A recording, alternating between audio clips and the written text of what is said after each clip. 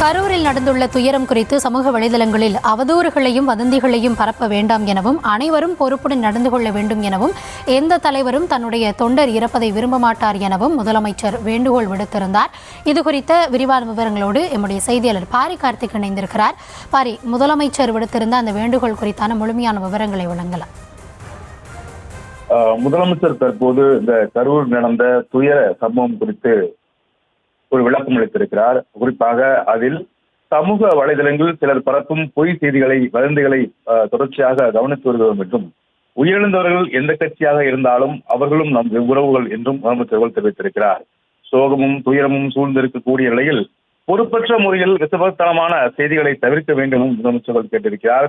அரசியல் கட்சியில் பொது அமைப்புகள் இதுபோன்ற நிகழ்ச்சிகள் நடத்தும் பொழுது இனிவரும் காலங்களில் எத்தகைய பொறுப்போடு நடந்து கொள்ள வேண்டும் என்ற விதிமுறையை வகுக்கப்படும் என்றும் முதலமைச்சர்கள் தெரிவித்திருக்கிறார்.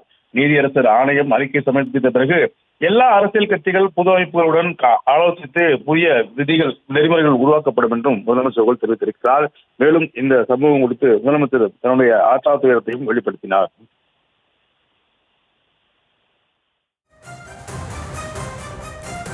விவரங்களுக்கு நன்றி பாரி.